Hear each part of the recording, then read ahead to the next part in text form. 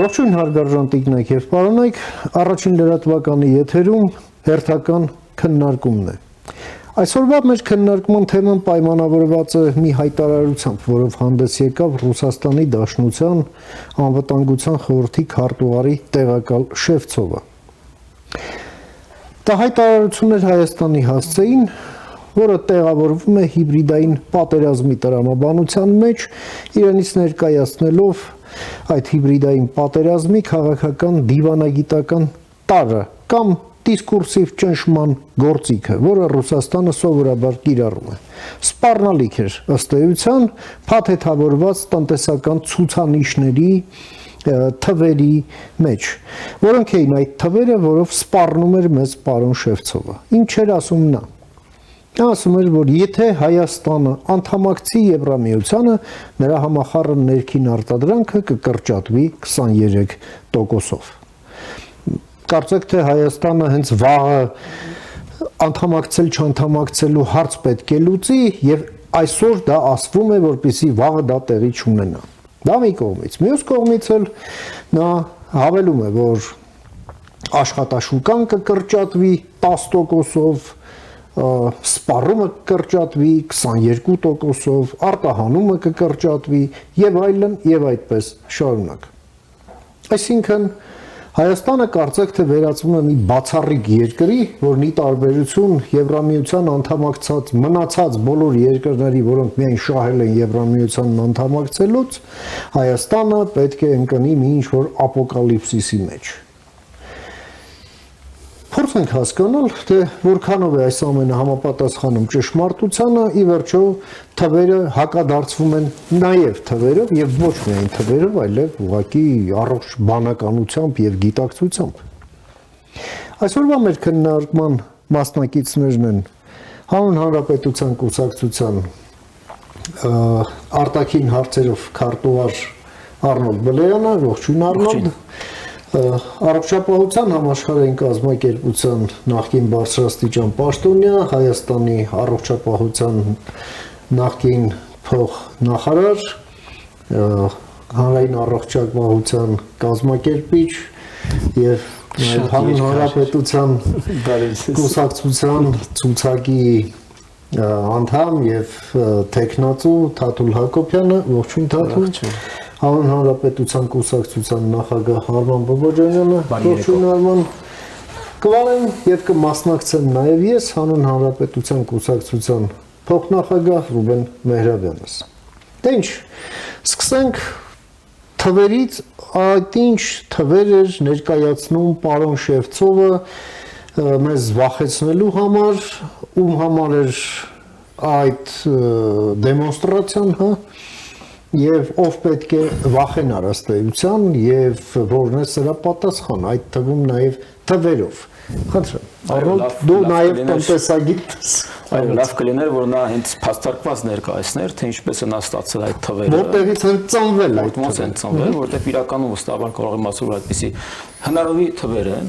Իրականում դա հերթական անգամ փորձում են վախեցնել շարքային քաղաքացուն, որ ինչ տեղի կունենա, եթե մենք յատոմից դուրս գանք։ Այնպես մեզ վախեցնում են ինչ տեղի կունենա, երբ մենք հապկից դուրս գանք, երբ մենք օրինակ հապկից դուրս այդ նախաձեռնությունն ենք սկսել, մեզ վախեցնում են, թե ինչ տեղի կունենա հապկից դուրս։ Մենք սարեցրեցինք մեր անդամակցությունը հապկում, մենք սկսեցինք ռազմական համագործակցություն Ֆրանսիայի հետ, Հնդկաստանի հետ, Հունաստանի հետ, Միացյալ Նահանգների հետ։ Հիմա մեզ վախեցնում են, թե ինչ տեղի կունենա յատոմից դուրս գալու պարագայում։ Իրականում նաև իմ բարի խորհուրդը մեզ դիտորդներին, որպեսզի երբ լսում են որևէ լրատվություն, նամանավանդ ռուսական լրատվություն, օգտագործել այդ քննադատական մտածողությունը, բացել համակարգիչը եւ փորձել համադրել իրականության հետ համապատասխանում է Շևցովի այդ կանխատեսումները, թե չէ։ Իսկ արհեստական բանականությունն օգտագործել ոչ թե ճառերի մոնտաժի համար, այլ նման հարցեր տվեք ձեզ միանշանակ։ Իսկ իրականությունը պարզապես պետք է ուսումնասիրել թեկուզ Արևելյան Եվրոպայի, հա, ԽՍՀՄ, նախկին ԽՍՀՄ երկրների, սոցիալիստական պետությունների, այո, նաև Հայաստանի փոքրությունը, նման օրինակ երկրներ հատկապես որպես օրինակ վերցնել եւ բաղդատել։ Թե չէ տպավորություն կա, որ երկրները տասնյակ տարիներ փորձում են մտնել մի կառույցի մեջ, որպեսզի այդ արդյունքում ունենան ավելի վատ տնտեսական ցուցանիշներ ըստ Շևցովի, հա։ Իրականում Բալթիկ երկրները, Էստոնիա, Լատվիա, Լիտվա, Լեհաստանը շատ լավ օրինակ է, Լեհաստանը, որը տարիներ շարունակ փորձում էր մի քանական մերժում ստանալով, ի վերջո դառնում է Եվրոպական միության անդամ, եւ թվերը խոսում են, որ նրանց մեկ շնչի նկնող հնան, այդ ամենակարևոր ցուցանիշներից մեկը, այդ 10-ից 13,000-ը մոտավորապես 4 երկրների կրկնապատկվել դարձել է մոտ 18-ից 22,000 դոլար մեկ շնչին։ Ես խոսում եմ հաջորդ անդամակցությունից ի վեր հաջորդ 5 տարիների ընթացքում։ Եվ դարձել է երկիր փաստորեն 2009 թվականների տնտեսական ցավալին այդ անցումային շոկային խոսքը նաև գնում է Բուլղարիայի, Ռումինիայի մասին, հա, որպես Եվրամիության այսպես ասած ավելի նվազ զարգացող երկրների մասին։ Իդեպ այդ երկու երկրներում էր թոշակը ավելի բարձր է, քան այդ յատոմի լոկոմոտիվ Ռուսաստանում։ Դա շատ կարևոր ցուցանիշ է համեմատելու Եվրամիության անդամ անցածող Բուլղարիան կամ Ռումինիան մեծ Ռուսաստանի Դաշնության հետ, այդ անծայրածիր երկրի հետ, որին կարծես թե հողերը չեն հերիքում, ուրիշներից էլ է ուզում հողեր փոկել։ Նույնը վերաբերում է նաև գործազրկությանը, շատ կարևոր ցուցանիշ է։ Գործազրկությունը գրեթե նվազել է կրճատվել է մոտ 50%-ով, նույն այդ բոլոր երկրներում, Բալթիկ երկրներում, Լեհաստանում, Բուլղարիայում, Ռումինիայում, մենք նաև կարող ենք համակվել Վրաստանի հետ, որտեղ իրականում մենք խոսում ենք անդամակցությունից ի վեր, բայց այսօր հարցը դրված չէ անդամակցության։ Վրաստանը ազատ առևտրի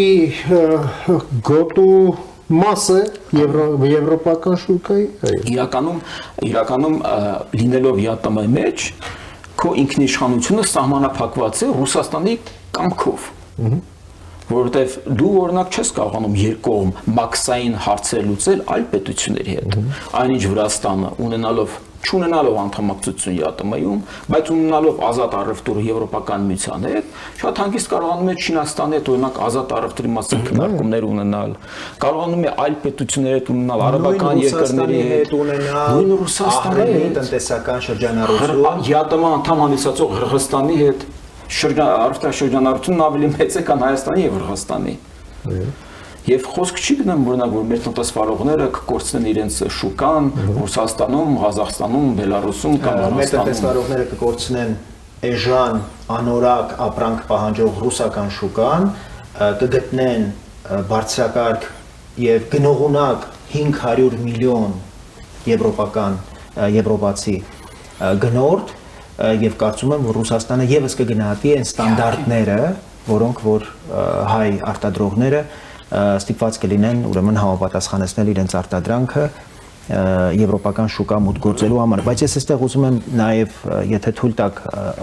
խոսենք քաղաքական եւ անվտանգային հարցերի մասին, ինչպես մենք 2022 թվականին սկսեցինք հապկի դեմ մեր ակցիաները եւ դրան ուղղակի ականջալուր լինելով եւ իրողությունները հաշվի առնելով Հայաստանի իշխանությունները ուղղակի հենց նույն տարում, եթե հիշում եք գագաթնաժողովներ, հապկ գագաթնաժողովներ Երևանում, ուղղակի տեսանք, որ ոչ քաղաքական, ոչ առավել եւս ռազմական աջակցություն մենք չենք կարող, այո, ուղղակի ակնկալել հապկից եւ մենք ուղղակի սառեցրինք, այսպես ասած, մեր անդամակցությունը, մենք դարձանք նաեւ դրոշակակիրը Եվրամիության անդամակցության հաշվի առնելով եւ քաղաքական եւ անվտանգային իրողությունները եւ պետք է հատկապես խոստովանել որ եթե Հայաստանը 2013 թվականի սեպտեմբերի 3-ի այդ վթարը չունենար Հայաստանի հետ երբեք տեղի չէր ունենա 44-օրյա պատերազմը Քարորյանը բարդ է ասել տեղի կունենար թե 3 տարի անց դա ես որպես արհավիրք եմ նշում այսինքն մի իրողություն մի կարևորագույն իրողություն եթե մեր դաշնակիցները Հայաստանի դաշնակիցները լինեին Եվրամիության առանձին անդամ երկրները եւ Եվրամիությունը որպես մեկ ամբողջականություն Ադրբեջանի համար անգամներով թանկ կլիներ Հայաստանի վրա հարձակումը այսինքն անվտանգային իմաստով մենք լրջագույն կորուստ ենք ունեցել մի հաշվարկ որի պատճառով ըստ էության մենք հրաժարվեցինք Եվրոպական միության հետ ասոցիացումից եւ մաքսային միության անդամ դարձանք Երկրորդ կարևոր հանգամանքը առհասարակ հիմա տեսեք այս նույն Եվրոպական միության անդամակցության այս գործընթացին Մոլդովայի ուղեկցվում են այսպիսի հարձակումներ Ռուսաստանից։ Նույն ընտրական ցիկլը, որ տեղի ունեցավ նույն շատ եւ նախորդին Եվրոպական միության պաշտոնյաները կոսը հայտարարեց հատուկ, որ Մոլդովան ուղղակի հրաշալի քայլերով ընթանում է դեպի Եվրոպական միություն, այսինքն մեր նման կոմպակտ երկիր, որը իր տնտեսական ամբողջ ռելսերը ուրեմն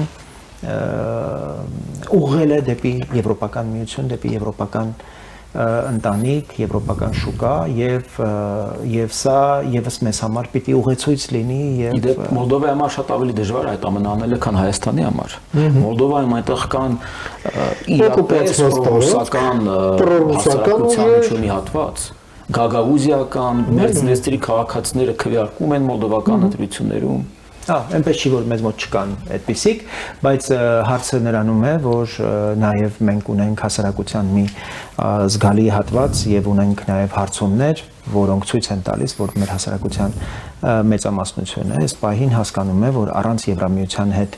սերտ համագործակցության եւ նպատակ ունենալու անդամակցության Հայաստանը ուղղակի որպես պետություն նաեւ հարատևելու հնարավորություն չի ունենալու մի բարձ պատճառով մեր նման կոմպակտ երկրները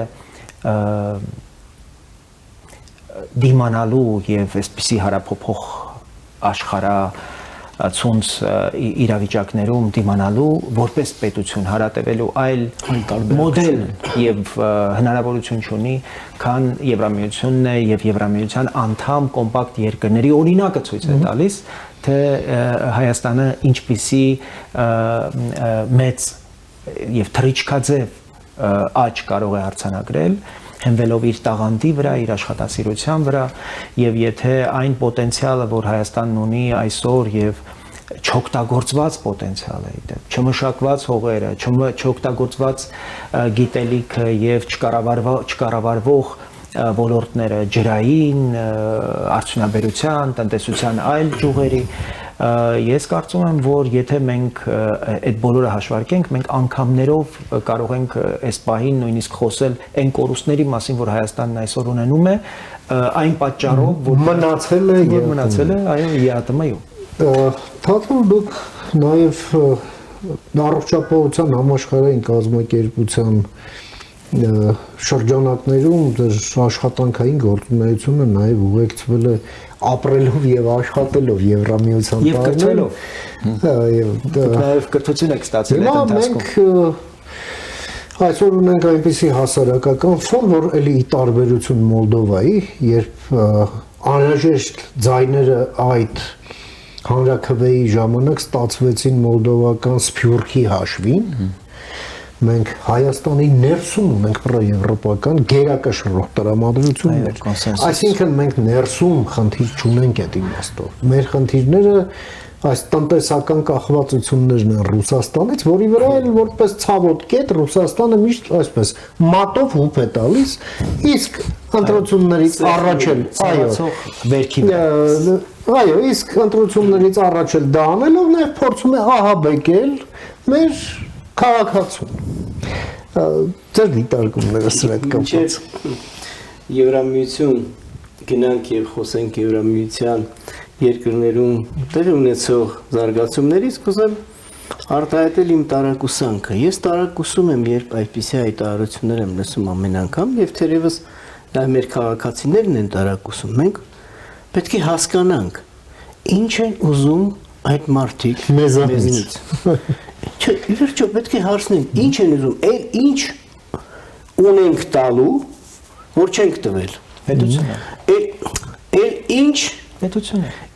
Ինչ չէ, Պուտինը բաց տեքստով ասեց։ Հասկանալի, հիմա գալիս եմ պատասխանին թերևս թե չէ գազը կթանկացնենք, պետությունը տվեք, թե չէ ձեր ծիրանը չենք առնի, պետությունը տվեք, թե չէ ձեր միրգը չենք առնի։ Ուղիղ չեն ասում, չէ՞։ Ուղիղ չեն ասում տվեք պետությունը։ Հիմա ինչ Թուրքմենչայի պայմանագիր են նկարագրում, դա էլ են ասում։ Միգուցե բալանսի համար Բարսկաստանին էլ պետք է մաս հասնի մեզնից, հա։ Այդ Թուրքմենչայի պայմանագրի համաձայն։ Ասելիքս հետևյալն է. ինչ ունենք տվել ենք։ Բայց այդ տվածներից, հա, կոնցեսիոն կառավարում երկաթուղու, սեփականություն, գույք եւ այլն, որտեղ է որևէ ներդրում իրականացվել եւ զարգացվել։ Ահրերի երկիր անցայրացիր, նայում ես քարտեզի վրա, զարմանում ես, ասում ես, այս երկիրը էլ ինչ է ուզում իր հարևաններից։ Հա? Միայն թշնամանք, ատելություն։ Բայց ասում ենք, այս երկիր, հիմա ես մեր քաղաքացիներին հարց եմ տալիս։ Նայեք ձեր շուրջը, հա? Ձեր բնակարանը։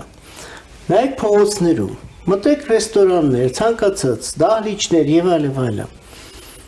Ինչ եք տեսնում, որ արտադրվել է Ռուսաստանի Դաշնությունում։ Ինչն է ռուսական է։ Կամ յատում եմ, ենթադրենք, որ երկրից ունեք արտադրված թեյնիկ, սառնարան։ Այսինքն որևէ ներդրում չանելով, որևէ տեղ զարգացում չապահովելով, չեն ասում այն վերջինը, որ ինչ որ մի պահի կարող է ասեն, թե ոչ, տվեք մեզ երկիրը, այն ինչ տվել եք բավարար չէ, դա մեզ չի հետաքրքրում, մենք դրանից շատ ունենք, տվեք մեզ ձեր երկիրը, որը մեր համար բացարձակապես անընդունելի է։ Այստեղ մենք պետք է կտրականապես ասենք ոչ, որտեղ մեր ինքնիշխանությունը սակարկելի չէ։ Դա նշանակում է մենք դեմ գնանք մեր հազարամյա պատմության այն ժառանգությանը մեր նախնիների պայքարին, որոնք ժառանգել են մեզ այս երկիրը, ըստ էության այդ ամբողջ պայքարի արդյունքում ունենք այնինչ այսօր կոչում ենք Հայաստանի։ Բայց մի կարևոր բան եմ ուզում ձեզ հիշեցնել, դուք նախորդին մենք այլ քննարկման շրջանակներում մի լավ բան էիք ասում, տեսեք դուք ապրանքների մասին եք նշում, բայց երբ մենք խոսում ենք վերանորոգման մասին, մենք ասում ենք եվրանորոգում։ Եվրադռներ։ Դերևս 30 նշան, որպես 30 տարի առաջ սկսեցին Սովետական միության փլուզումից հետո, երբ հայտնվեցին եվրոպատուհաններ եւ դռները, հիշում եք, եվրո։ Եվ սկսեցին բնակարանները վերանորոգել եւ անունը դրեցին եվրո վերանորոգում։ Եվ բնակարանները վաճառում էին հատուկ ավելի շատ տարածված է եվրո ռեմոնտ, ու այրեն եվրո վերանորոգում։ Որովհետեւ ինչու եվրո վերանորոգում։ Որովհետև երբ որ դուք տեղադրում եք եվրոպական դռներ եւ պատուհաններ, ձեր կացարանը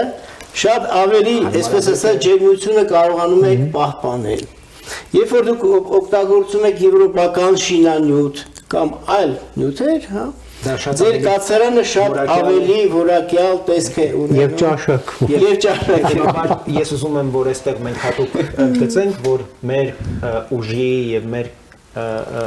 աջակիցների հիմնական նպատակը նաև մեր պետության եվրավերանորոգումն ապահովելն է։ Եվրոռեմոնտ չասենք, ասենք եվրավերանորոգում։ Շարունակելով ձեր միտքը, ես հատկապես կուզեմ, որպես ես այդտեղ պարոն Մերաբյանի հետ քննարկում ծավալենք կապված Եվրամիության հանձնառությունների հետ մեր պետության առաջ եւ թե ինչպիսի ներդրումներ է արել եւ հանձնառություններ ստանձնել Եվրամիությունը մեր պետության առաջ, որը չի արել ԵԱՏՄ-ն, որը չի արել ԵԱՏՄ-ն, որը չի արել ԵԱՏՄ եւ ոչ մի անդամ եւ ՀԱՊԿ չի արել, եւ որևէ մեկը չի արել։ Անվտանգային ոլորտում մենք երկու առաքելություն այլևս ունենք։ Ի սկզբանե եղել է տնտեսական միություն։ Մեզ նույնիսկ անվտանգություն է խոստացել եւ կարողացել ապահովել։ Եվրամիությունը չլինելով ռազմական կառույց 2022 թվականի ռուսական եւ ՀԱՊԿ-ի դավաճանությունից հետո քաղաքացիական առաքելություն է տեղակայել ժամանակավոր, հետո մշտական տեղակայման կարգով արևելյան սահմանին եւ ըստ էության ուրեմն մենք հարաբերական խաղաղությունը եւ կայունությունը գտել ենք այդ պահից ի վեր, բայց ես շատ կարեւոր մի բան եմ ուզում վկայաբերել 2021 թվականից դեռևս Եվրամիությունը Հայաստանին 5 տարվա համար 5 միլիարդ ուրեմն խոստում տվեց, հիշում եք Վարկային գիծ է բացում։ Շարլ Միշելը, դրամաշնորհներ եւ վարկային գիծ, որոնց նպատակը Սյունիքի դիմակայունության ամրապնդումն է։ Պատերազմից հետո Եվրամիությունը կարողացել էր լրջագույն ուսումնասիրություն իրականացնել Հայաստանում, թե մեր թույլ տեղերը որոնք են եւ հենց այնտեղ մոտավորապես 600 միլիոն միջին եւ փոքր ձեռնարկությունների աջակցության համար կանանց հատկապես Սյունիքում աջակցության կենտրոններ եւ այլն եւ այլն։ Եվ շատ ավելի կարևոր 2024 թվականի սեպտեմբերի 5-ի բրյուսելյան հանդիպումը ապրիլի 5-ի ուրեմն բրյուսելյան հանդիպումը Միացյալ Նահանգներ Եվրամիություն Հայաստան այդ գագաթնաժողովը, որտեղ Եվրամիության հատկապես ստանձնած պարտավորություններն են չափազանց կարևոր, որտեղ հատուկ ընդգծվում է Հայաստանի դիմակայունության ամրապնդման կարևորությունը, խոսում է էներգետիկ համագործակցության, էներգետիկ կարողությունների ամրապնդման, ենթակառուցվածքների եւ ուրեմն տնտեսության զարգացման։ Մենք այսպիսի աջակցություն հայկական պետականության ուղղությամբ չենք տեսել եւ ոչ մի աշխարհաքաղաքական ուժային կենտրոնից։ Այս ընդհանրությունը եւ արժեքների նպատակների շահերի ընդհանրությունն է նաեւ որ Հայաստանին եւ Եվրամիությանը այսքան մոտ է պահում։ Էլ չասած, որ 100 հազարավոր մեր քաղաքացիներ արդեն Եվրամիության անդամ երկրներ այցելելու հնարավորություն են ստանում եւ ընդամենը 19 եվրոյով, հա, լոw-cost-ների շնորհիվ այցելում են առաջատար եվրոպական երկրներ եւ առաջին այսպես զգացողությունը, որ ապրում են, ինչու մենք ի վիճակի չենք այսպես ապրել։ Վերադառնանք Ռուբենի հարցին։ Դուք նկարագրեցիք այն, ինչ Հայաստանը կարող է ակնկալել այս պահին, այս գործընթացի սկզբնական փուլում։ Իսկ ինչ կլինի, երբ որ լինի Եվրամիության անդամ, դա արդեն բոլորովին այլ իրավիճակ է։ Մենք այս անցումային փուլում իհարկե այդ օժանդակությունը այս պահին ունենք որոշակի հանձնառություններ, որոնց մասին գիտենք, բայց այն պահին, երբ որ մենք գործուն քայլեր իրականացնենք, օրինակ դեպի անդամակցության թեկնածու այդ աջակցության ինտենսիվությունը այնպիսին է լինելու, որ այստեղ պետք է անընդհատ կարողություններ զարգացնենք, որպեսզի կարողանանք մարսել նշանակ իրականացնել։ Հիմա վերադառնանք Եվրամիության երկրներին, երբ Եվրամիությունը կայացավ արդեն, ես նայում էի աշխարհի քարտեզին եւ հարց էի տալիս, ասում էի այս ամբողջ մոլորակի վրա երկրորդ համաշխարհային պատերազմից հետո որն է աշխարհաքաղաքական եւ քաղաքակրթական ամենադրական զարգացումը։ Եվ միանշանակ պատասխանը մեկն է։ Եվրոպական։ Այն Եվրոպան, որը դարեր շարունակ հագուրդ էր տալիս պատերազմներին, ինչքան արյուն է թափվել Եվրոպան։ Եվրոպայից դուրս գաղութատիրության շրջաններում եւ այլն։ Վերջապես եվրոպական ընտանիքը հասկացավ եւ որոշեց, որ իրենց զարգացման ճանապարհը ոչ թե այլ երկրներից հարստություն վերցնել բերելն է, այլ խաղաղության եւ բարեկեցության հաստատումն է իրենց աշխարհագրական այլ։ Փլուզվեցին բոլոր գաղութները եւ եվրոպական գաղութատեր երկրները ավելի զարգացան, քան այն ժամանակ էին։ Բոլոր այն երկրները, որոնք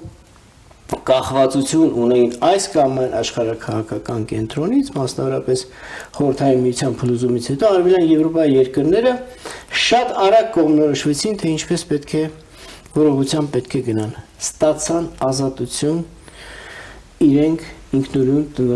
տնօրինելու իրենց կյանքը։ Հիմա մենք ասում ենք, թողեք մենք տնօրինենք մեր ճակատագիրը եւ մեր կյանքը, հանգիստ թողեք մեզ։ Իհարկե խնդիրներ կան, Եվրոպական միության երկրներում խնդիրներ կան։ Ինտեգրումը այդ Արևելյան Եվրոպայի երկրների հեշտ չէր, այնտեղ կային շոկային, այսպես ասած, իրավիճակներ, անցումային իրավիճակներ եւ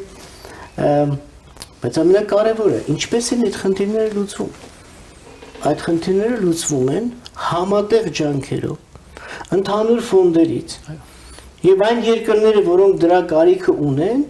այդ ֆոնդերը ուղղվում են այդ երկրներ։ Լինի գործազրկություն, լինի արտադրության խթանում, լինի աշխատանքի բաժանում,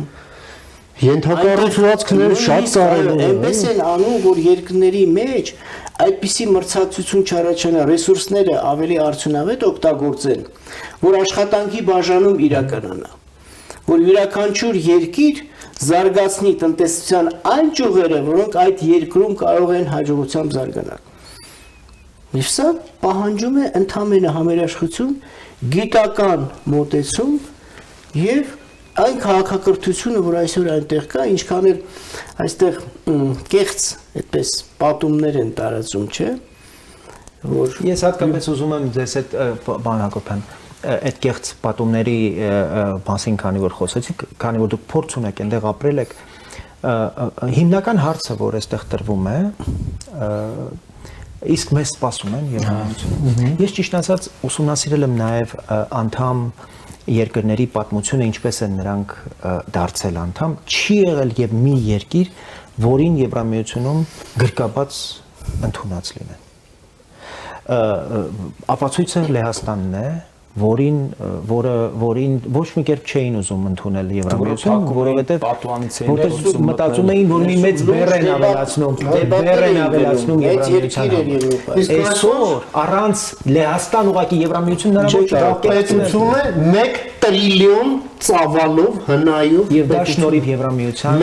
տրիլիոն շուկայի։ Այս էստեղ ուզում եմ, որ մենք հատուկ մեր քաղաքացիներին, մեր հայրենակիցներին էստեղ բարձրաբանենք, ինչ ասել է, մեզ սպասում են թե ոչ, եւ ինչու պետք է մենք մեր այս կարևոր ռազմավարական նպատակը պայմանավորենք մեզ սпасելով կամ չսպասելով, երբ մենք հասկանում ենք, որ ռեալ հնարավորություն կա այդ ճանապարհով անցնելու եւ իդեպ առաջիկայում եվրոպական այս կարևորագույն միջոցառումները, որ տեղի են ունենում Հայաստանում, դա ի պատասխան է Հայաստանում Եվրոպական միության անդամակցության գործընթացի մեկնարկի վերաբերյալ ընդունված օրենքի եւ դրան նախորդած մեր նաեւ կուսակցության ջանքերով այստեղ Եվրաքվեի ուրեմն արդյունքների հետ։ Սա կուզեմ, որ դուք ոչ միայն մենք ենք գնում Եվրոպա, Եվրոպան է նաեւ գալիս Հայաստան։ Մենք ոչ միտեղ չենք գնում։ Մենք ընդհանրապես եկեք մեր տրանսֆորմացիայի հարց է։ Եկեք մեր ժողովրդին հստակ բարձրաբանենք եւ ասենք Հայաստանը ոչ միտեղ չի գնում։ Այո։ Հայաստանը բերում է այնինչ դրական է,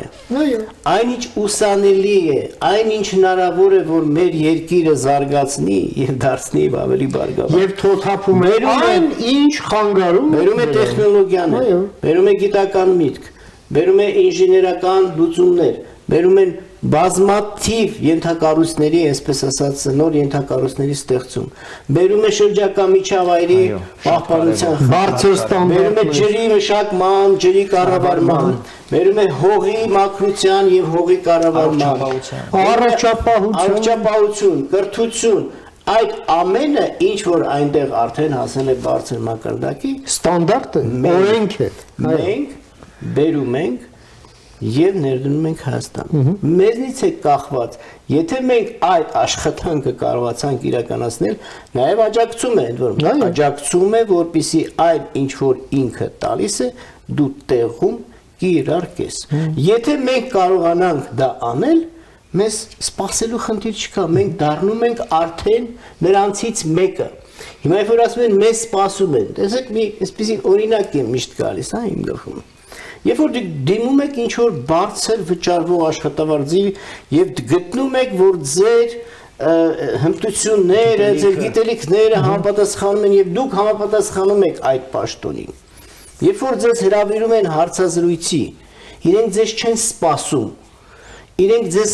կանչում են, որպեսզի քննեն։ Տեսնեն դուք համապատասխանում եք այդ չափանիշներին, այսպես ասենք։ Եթե դուք համապատասխանում եք, ձեզ ընդունում են կոլեկտիվ։ Շատ պարզ է, շատ մատչելի։ Եթե մենք համապատասխանում ենք, սպասելու խնդիր չկա։ Սպասելիքներ կարող են լինել, երբ որ նրանք իրենց հանձնարարություններն են, հա, մեզ այսպես ասած հաղորդում, ես սպասում եմ, որ մենք դրանց արձագանքենք, սպասում են, որ մենք քայլ անենք, օրենքը ընդունել ենք, բոլորս շատ ուրախ էինք այդ օրենքի ընդունման կապակցությամբ, բայց ինչքան է անցել արդեն 1 տարի եւ արդեն 2 ամիս։ 1 տարուց ավել է, մենք չենք տեսնում այդ ընթացքը։ Մենք չենք տեսնում, որ մեր հասարակության մեջ ինչ որ փոփոխություններ են տեղի ունենում։ Ես ասեմ, կառավարման համակարգում ինչ որ փոփոխություններ են, տնտեսական համակարգում ինչ որ փոփոխություններ են։ Սերվիսի պես դրել են սերվանտում նայում եք հիանում են։ Մենք պետք է բոլոր մեր գոյություն ունեցող լաբորատորիաները, ինստիտուտները բերենք, հագեցնենք տեխնոլոգիաներով եւ այլ, որպեսզի կարողանանք մեր ապրանքների որակ կարևոր հարց եք բարձրացնում։ Որակը կարողանանք նույնիսկ մեր համար ստուգել, կոմպետենցիայի հարց կա։ Եվ պատրաստենք մասնակցել կառավարման համակարգում կոմպետենցիայի հարց կա։ Ես բարձրաստիճան պաշտոնյաների հետ եմ խոսել այդ մասով, իրենք ողջավորված են այդ օրենքի ընդունմամբ, բայց այսօր կառավարությունը այդ կոմպետենցիան չունի եւ մեր այս ընտրություններում մասնակցելու նպատակներից մեկն էլ հենց դա է՝ գնալ աջակցել, որպեսզի այդ կոմպետենցիան կարողանանք առաջ բերել։ Ես մի քանի դիտարկում անեմ եւ հնարավորություն տամ, որպեսզի շարունակեք, պարոն Մերաբյան։ Բացի նրանից, որ մենք ուզում ենք Եվրոպայից այդ բոլոր ստանդարտները, այդ բոլոր կարողությունները բերել, շատ կարևոր է, որ այս ամեն ինչի հիմքում այդ արժեքային ընդհանրությունը կարողանանք մշտապես շեշտել։ Այս համագործակցության հիմքում ընդհանուր քաղաքակրթական, ընդհանուր քաղաքական արժեքներ կան։ Մենք կարողացել ենք Եվրոպական միության հետ շահերի եւ արժեքների ընդհանրություն գտնել եւ նպատակների եւ սա մեզ հնարավորություն է տալիս այս խոսակցությունը ունենալ Եվրոպական միության հետ եւ Եվրոպական միության մոտ առաջանումը ըստ այդմ նաեւ ցանկություն մեզ աջակցելու որպես պետություն մեզ ավելի դիմակայուն դարձնելու Այսա չափազանց կարևոր է օթից մենք այսպես չենք արտնացել եւ հրճակել որ մենք Եվրոպական միությունում մեզ ավելի ուրեմն հարմար կարող ենք զգալ իհարկե գիտենք որ այդ ճանապարհը բարդ է բայց այդ ճանապարհը ուղղակի այլընտրանք չունի այո որքան ժամանակ որ դա կպահանջի մեր կախված կլինի նաև մեր իհարկե հետևողականությունից մեր աշխատասիրությունից մեր համառությունից մեր կամքից եւ դա կպայմանավորի արագությունը բայց այդ ճանապարհը ուղղակի այլընտրանք չունի եթե մենք իրապես որոշել ենք օրինակ այնպիսի ոլորտ ինչպիսին կոնյակագործությունն է եթե մենք շարունակենք այս խուժան կոնյակը արտադրել իրանական որոշ ընկերություններ ոչ բոլորը իհարկե մեծ մասը բացի Պեռնո Ռիկարից կարող եմ ասել չկա Հայաստանում այլ արտադրող որը չի օգտվում պարսկական բազուկի սպիրտից եւ վրան առանց ագեդինը մտնելու հայկական կոնյակ են մարդիկ գրում որտեղ ռուսական շուկան ինչքան ուզես Ռուսաստանում եւ օրը գնում վաճառ այդ որակի եւ բայց դա մեր պետությունը պիտի պաշտպանի նաեւ հայկական անունը գրող ցանկացած բայց ինչու եմ սա ասում հələ ոչինչ էս խմիչքը մեր խաղաղագործության զարգ տալու կարևորագույն պայմաններից մեկը որակյալ ուրեմն նաեւ արտադրանք նաեւ գինի իհարկե որակյալ արտադրանք ինչպես վրացիները կարողացան այդ ստանդարտների համապատասխանելու ճանապարհը 2013 թվականից հետո տեսեք ուր հասավ վրացական գինեգործությունն ու մոլդովական գինեգործությունը եւ ինչպես է նաեւ ռուսական շուկան պահանջում հենց այդ որակյալ գինին վրացական եւ մոլդովական Վրաստանը 8 անգամ ավել ծավալով գինի է արտադրում լավ կարող ենք ասել դա ես ստացվում ես մի քանի օրինակ եմ դրել շատ հետաքրքիր է իմանալ այդ օրինակները Իդեպ ձեր այսօրվա օրինակն է շատ լավ է դուք խոսում եք Բուդապեշտից Հա ես ուզում եմ դա մոտ 10 տարի առաջ ես Բուդապեշտում էի մի համաժողովի Եվ այնտեղ պաշտոնյանը դե Բուդապեշտը համարվում է Եվրոպայի ամենագեղեցիկ քաղաքներից մեկը։ Ճարտարապետությունը, դիրքը, այնպիսի շենքեր կան այնտեղ, որոնք Հաբսբուրգներից մնացած վեհություն, ավստրո-հունգարական, կայսրության, ինչպես Վիեննան, այնպես էլ Բուդապեշտը փայլում է այդ առումով։ Բայց քաղաքի վրա դեռևս նստած է խորհրդային տարիների, հա Վարշավյան ճամբարի Փոշին, փոշին, ֆիզիկական փոշին։ Շենքերը աղտոտված են, շենքերը, փողոցները կան նույնիսկ հին գործարաններ այստեղ այնտեղ քանդված եւ այլն, այդ ամեն ինչ այդ աղբը պետք է մաքրվի։ Բուդապեշտը պետք է մաքրվի։ Ոնց որ ասենք պետք է վերցնեն, այսպես քսեն ու մաքրեն ու ներկեն։ Պատկերացնում եք, չէ՞։ Ասեցի, բայց այս հրաշալի քաղաքը ինչի՞ չեք մաքրում, ինչի՞ է այս վիճակում։ Ասին գիտեք, մեր այս աշխատանքները մոտավորապես հաշվարկել ենք 200-ից 300 միլիոն եվրո կարժենա։ Մենք դեռ չունենք այդպիսի հնարավորություններ, բայց հուսով ենք, որ շուտով Բրյուսելում քննարկում են այդ հարցը, որ այդ գումարները պետք է տան, որ Բուդապեշտը մաքրենք։ Եվ այդպես իրենք խնամքով վերաբերվում են ցանկացած պետության իրենց մասն։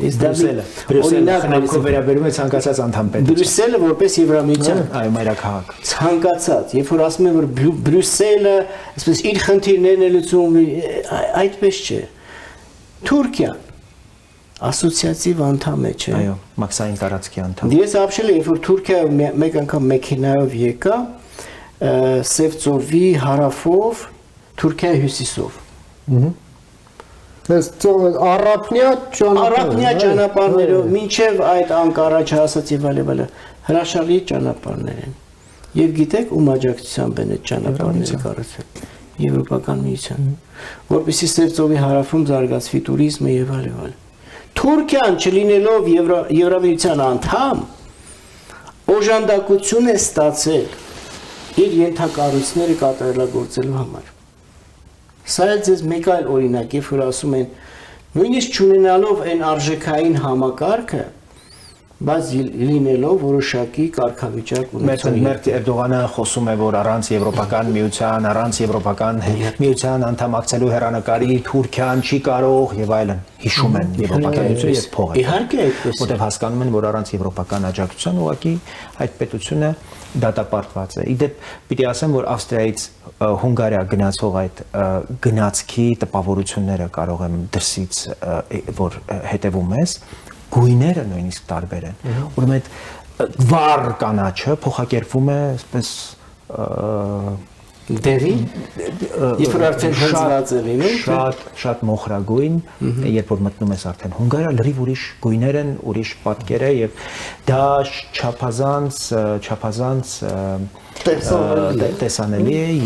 եւ ասեմ, որ առհասարակ Եվրոպական միության անդամ երկիր նախկին սոցիալիստական ճամբարի բոլոր երկրներին շատ ուրեմն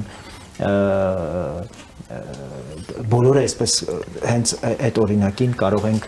ուրեմն նաև վկայաբերել ինչպես Սլովենիան է, ինչպես Սլովակիան է, ինչպես Բուլղարիան, Ռումինիան, նույնիսկ Արևելյան Գերմանիան։ Տարի անց դեռևս չեն կարողացել արևելյան գերմանացիներին այսպես միջև վերջ եւ կա հակառակը, երբ 2012-ին Լեհաստանում էի եւ այնպես ստացվեց, որ գնացքով երթևեկեցի Վարշավայից Կրակով, Կրակովից Գդանսկ եւ տեսնում եմ, որ այն ճանապարհը, որ ընթանում ենք, կողքով երկրորդ գիծն են սարքում։ Եվ լեհերի հետ, հա, քաղաքականացված լեհերի հետ, որ խոսում ենք, ասում ուղղակի վիրավորական է, երբ գերմանական երկաթուղիներով արագությունը գնացքների երկու անգամ գերազանցում է մեր գնացքների արագությանը։ Եվ մենք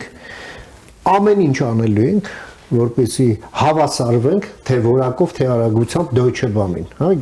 գերմանական երկաթուղիներին։ Պլյուս դրան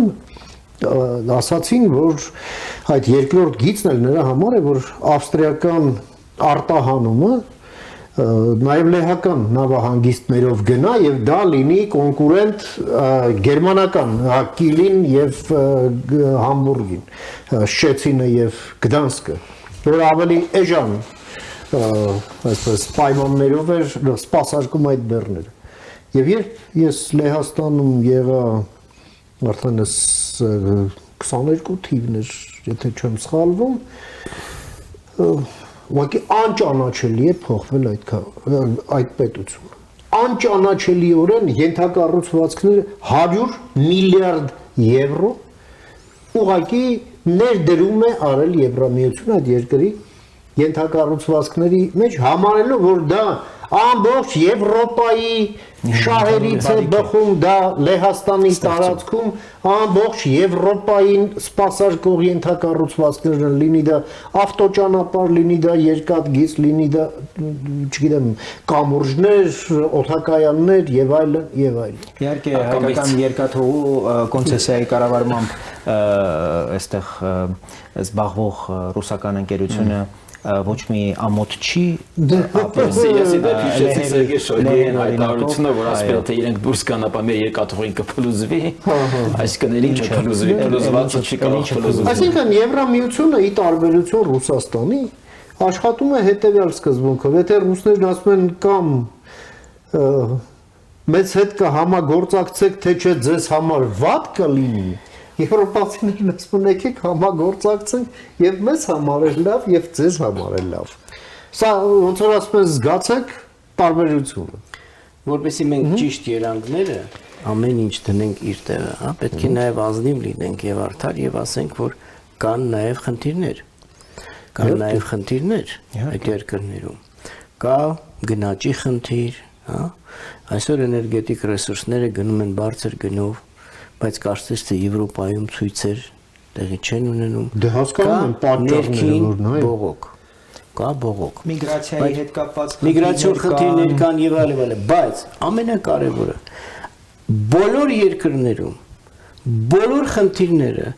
լուծվում են քաղաքակիրթ ճանապարհով եւ փոխադարձ աջակցության միջոցով։ Եվ բնակչությունը գիտի, որ այսօր եթե կա այսքան գնաճ եւ դրա պատճառները հստակ բացատրվում են, հա, մարդիկ գիտեն, որն է պատճառը, որ գնողունակությունը կարող է անկում ապրել, կարող է գները բարձրանալ եւ այլն, բայց նրանք շատ հանգիստ հանդարտ տանում են այդ ամենը, որովհետեւ վստահում են, որ իրենց կառավարությունը բոլոր խնդիրները լուծելու է թափանցիկ իրենց հետ համատեղ եւ եթե չլուծի, ինչ կանեն նրանք կհեռացնեն այդ կառավարությանը իրենց հավաքական կամքով։ Դե դրա համար կան ընտրություններ, այդ ընտրությունները ոչ ոք չի վիճարկում, այդ ընտրությունների արդյունքները ոչ ոք չի վիճարկում եւ նախորդ շաբաթ Բուդապեշտում կամ Հունգարիայում տեսանք ինչ եղավ եւ արդյունքում փաստորեն որևէ մեկը չշտապեց Օրբանին գահանկեց անել։ Սպասեցին, որ տեղի ունենան ընտրություններ եւ հունգարացիները իրենք որոշեցին, թե իրենց երկիրը որտեղ պիտի գտնվի եւ ինչպիսի զարգացում պիտի ունենա։ Իվերջո հնարավորություն ուներ 16 տարվա ընթացքում Օրբանը համոզելու, որ հունգարացիները օրինակ այլ ճանապարհ ունեն զարգացման։ Ինչու հնարավոր չեղավ համոզել, որովհետև հնարավոր չէր համոզել։ Եվ այս շատ կուզեմ, որպեսզի մենք խնդիրների մասին խոսենք եւ առաջիկայում շատ պիտի ուզեմ, որ այս ընտրական քարոզչական այս կամպանիայի ընթացքում մենք նաեւ գործարարների հետ հանդիպենք եւ խոսենք այն դժվարությունների մասին, որոնք անխուսափելիորեն հանդիպելու են նրանք։ Ստանդարտներ։ Ինչպես անենք, որ նրանք պատրաստ լինեն։ Ստանդարտներ։ Նրանք պատրաստ կառավարությունը պարտավոր է զգուշացնել, որ օրինակ մենք տեսանելի ապագայում 5-10 տարվա կտրվածքով, պարոն Հակոբյան, մենք պետք է մեր տնտեսական ռելսերը փոխենք դեպի Եվրամիություն եւ եկեք ձեզ աջակցենք, ինչպես աջակցենք, որպեսզի դուք կամաց այդ շուկային համապատասխանեք։ Վերակողմնորոշվեք ձեր արտադրանքը։ Ավելի հեռանկարային շուկաներ, որտեղից գոնե մեզ չեն Որովհետև Հայաստանը չի սպառնում պեստիցիդներ բերել, սելիտրա բերել օրինակ, շարունակել ներկրել եւ հավակնել եվրոպական շուկայում ուրեմն տեղ ունենալ։ Չի կարող լինել։ Բայց դրա փոխարինողները պետք է հասկանան, այդ թվում նաև ինչպես դուք նշեցիք, եվրոպական մեր գործընկերների հետ ինչով կարող ենք փոխարինել, այնպես անել, որ դա շատ թանկ չլինի, շատ ցավոտ չլինի եւ մեր արտադրողները կարողանան կամաց շուկան համապատասխանեցնել այդ ստանդարտներին։ Ու սա միայն Եվրոպայի համար չի։ Այսօր մենք Էմիրատներ ապրանք չենք կարողանում առաքել, որովհետև մեր արտադրանքը եվրոպական ստանդարտների չի համապատասխանում։ Այդա Իսկ մեր արտադրում նույն շուկան է։ Մենք այսօր Սաուդյան Արաբիա չենք կարողանում մուտք գործել, որովհետև ստանդարտների խնդիր կա։ Բայց մենք ունենալով այս բնությունը, այս արևը, այս ջուրը, բացառիկ հնարավորություն ունենք օրգանիկ նաև արտադրանքի, ուրեմն որտեղ այդպիսի համարում ունենք Առորդ, ասեք, մենք խոսում ենք օրինակ ստանդարտներից, մենք խոսում ենք շուկաներ մուտք գործելուց, բայց բոլորի հիմքում առաջնայինը հենց ՀՀ շարքային քաղաքացին է, որովհետև առաջին սպառողը նաև մենք ենք։ Այդ բարձր որակի սնունդ եւ արտադրանք սպառողը եւ ծառայություն ստացողը հենց Հայաստանի Հանրապետության քաղաքացին է։ Երբ օրինակ մենք ուզում ենք բարձր որակյալ կրթություն, մենք նայում ենք եվրոպական համալսարաններ հիմնականում։ Երբ մենք ուզում ենք բարձրակարգ արտադրանք, մենք նայում ենք գերմանական արտադրության, ընդհանրապես եվրոպական արտադրության լինի, հա։ Իհարկե կարող է լինել ճապոնական, կորեական, ամերիկյան, բայց եվրոպականը միշտ կա։ Կամ եվրոպական ստանդարտներով նույնիսկ չինական, բայց եվրոպական ստանդարտներով։ Եվ այստեղ շատ կարևոր է հասկանալ, որ այ մեր նպատակը, որպեսզի հայկական, այդ made in Armenian, հենց եվրոպական դառնա։ Այսինքն Հայաստանում արտադրված Հայկական նշանակում է որակով նշանակի բարձր որակի, բարձր ստանդարտներով եվրոպական։ Եվ Եվրոպայում էլ նույնպես կհասկանան եվրոպական միության անդամ երկրներում կիմանան, որ made in Armenia դա նաև նշանակում է բարձր որակ, բարձր ստանդարտներ։ Իդեպ ես վերջերս էի Վարշավայում եւ տեսնում էր այդ հին խորհրդային շենքերը, բարեկարգված, լրիվ նորոգված, սիրուն, ռենովացիայի ենթարկված եւ պատկերացնում ես թե ինչքան սիրելի եւ գեղեցիկ կլինի, եթե մենք մեր խորհրդային այդ հին շենքերը տեսնենք այդ նույն կարգավիճակով, նույն վիճակով, հա։ Իդեպ մի բան էլ հիշեցնեմ Վարշավայում կար դեռ 30-ականներից մնացած ջերմաէլեկտրակայան, որն աշխատում էր քարածուխով եւ լեհերը պատմում են, որ այն մրի մեջ էր ուղակի եւ այդ ծխնելուզից դուրս էր գալիս միշտ սև ծուխ եւ մարդիկ մինչեւ տնից դուրս էին գալի հասնում էին աշխատանքի տեքստները մուր էր լինում։ Հիմա այդ ամենը Թաթուլի պատմած ոնց որ Բուդապեշտը սպիտակեցրեցին, մաքրել են եւ դա վերածել են առևտրի եւ ժամանցի կենտրոնի, իսկ դիմացնել Գիտեք ինչի։ Չէ, Վարշավայում մաքրել են եւ վերածել են։ Բուդապեշտում չեն մաքրել, ես 2 տարի առաջ ընդդեմ արել։ Բուդապեշտում չեն մաքրել, որովհետեւ այն պահին, երբ պետք է արդեն որոշումները կայացնեին, Հունգարիայի ղեկավարությունը կարծես թե Եվրամիության ներսում սկսեց այլ խաղեր, հա։ Կապված ուկրաինական պատերազմի Ոչ միայն Ուկրաինայի, կապված նաև ընդհանրապես Եվրամիության ներսում ավելի ինքնուրույն, այսպես ասած, քաղաքականության։ Իրանք կոչում էին այսպես իրենց ազգային, հա, խնդիրների, ազգային արժեքների պահպանության, այսպես պահպանողական եւ այլն, իհարկե Եվրամիության, ասենք Բրյուսելը երբեք չի պահանջում, որ որևէ ժողովուրդ իր ավանդույթներից զերծ մնա կամ իր ավանդույթներին դավաճանի կամ ավանդույթների հաշվին Եվրամիության կամ ավանդույթների հաշվին, այո, կարողանա, բայց հակառակը նույնիսկ Եվրամիությունը խրախուսում է, որպեսզի դու քո ազգային որտեղ այդ բազմազանության մեջ է, բազմազանության մեջ է նաև այդ ամբողջ համայնքը այդ մշակույթի, որ որում է Եվրոպայում։ Վստահ եմ, որ Հունգարիայում այս փոփոխությունից հետո մոտակա 2 տարում Բուդապեշտը հիմա այնտեղ ոչ միայն քաղաքական համակարգն է մաքրվելու, այլ Բուդապեշտը։ Եվ մեր մոտ էլ կրկեսից մինչև ուղղակի մետրոյով երբ երթևեկում եք այն բացօթյա հատվածում, մինչև Նայրիտ եւ այս կողմից էլ Արշակունյացով էլ ոնց որ այդ հատվածում նեյտրոնային ռումբ անգել սովետական արդյունաբերական այդ զոնան, որը ուղղակի դատարկ է եւ որևէ ձևով չի Բայց օգտագործվում։ բոլորը սեփականատերեր ունեն։ Կարևոր չի, բայց 20-30 տարի նեյտրոնային կարևոր է 35 տարի սեփականաշնորհել են, որպեսի այդ սեփականատերերին կանչենք եւ ասենք ինչ է կանում սրա հետ։ Եվ պետությունը պիտի ընդհանրապես պատասխան պահանջի եւ հստակ ժամանակ տա կամ այս գործարանները աշխատում են, իրենց նշանակությունը եկեք քննարկենք ինչ ճանապարհով, կամ սրանք չեն կարող մնալ ձեր սեփական։ Բացառությունը սինոպսիսն է։ Բոլորը շատ լավ գիտենք, թե ինչպես են տեղի ունեցել այդ սեփականաշնորհման գործընթացները, եւ մեր ժողովուրդը շատ լավ գիտի, եւ մենք այդ անարդարությանը պիտի ուղղակի վերջ տանք։ Երկրորդ,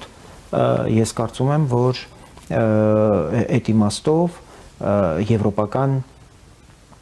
շատ կարևոր արձանագրումներ արեց պարոն Հակոբյանը մեր գործարանների հետ աշխատելու, մեր քաղաքական համակարգի ընդհանրապես պատրաստվածությունը պիտի փոխվի Եվրոպական միության անդամակցության հարցում։ Եվ նախորդին նաև քննարկում էր վարչապետը իրենց նախընտրական ծրագիրը, կրկին խոսում էր ուրեմն տարածաշրջանացման եւ բալանսավորման մասին։ Սա չի կարող միաժամանակ օրինակ Եվրոպական միության անդամակցության օրակարգի հետ զուգընթաց գնալ։ Եվ դրա հաշվին կամել։ Դու կամ Եվրոպական միության անդամակցության ճանապարհով ես գնում, կամ ռեգիոնալացման։ Ես ուզում եմ ուղղակի հասկանամ մենք ռեգիոնում ինչ ենք փնտրում։ Ռեգիոնում զարգացման ինչ պոտենցիալ կա Հայաստանի համար, որը կարող է Արման, ստեղ չի հակադրվում մեկը մյուսին։ Այս հնարավորությունները բացվել է, այո, խաղաղության, փոխկապակցվածության հեռանկարների ձևավորման հետ զուգընթաց։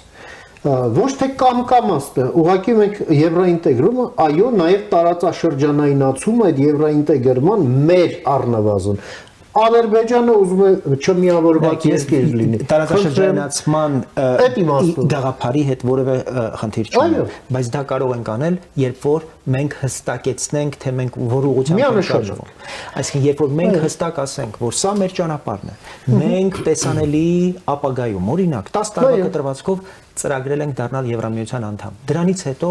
ուզում եք ռեգիոնալացում, ուզում եք բալանսավորում, բայց դու պիտի հենման կետ ունենաս, որպեսզի կանխատեսելի լինես քո գործընկերների համար։ Ցանկացած կշեռք, ցանկացած մեղ ունի։ Ով Հայաստանի հետ ուզում է գործ ունենալ, պիտի իմանա, որ հայ ժողովուրդը իրան տեսնում է Եվրոպական միությունում։ Մենք տարածաշրջանում, թե տարածաշրջանից դուրս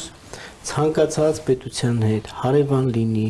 հեռավոր երկիր լինի, այդ երկրի մեր հարաբերություններում նրանք պետք է, ինչպես ասիկ, հստակ իմանան, որ մեր նպատակը սա է, մեր ճանապարհը սա է, մենք ընտրել ենք այս ճանապարհը, որպեսզի ապագայում քանի տարում, Ռուբեն, մի 5 տարի հետո կարող ենք դիմել արդեն։ Ավելի շուտ էլ կարող ենք դիմել, բայց դառնալ մի քիչ ավելի երկար, բայց ես լրիվ իրատեսական եմ համարում, ասենք 32-33 թվական։ Որպեսզի նրանք էլ մեր հետ իրենց հարաբերությունները կառուցեն այդ, այսինքն դա եւ տնտեսական հարաբերություններն են, եւ քաղաքական եւ անվտանգային։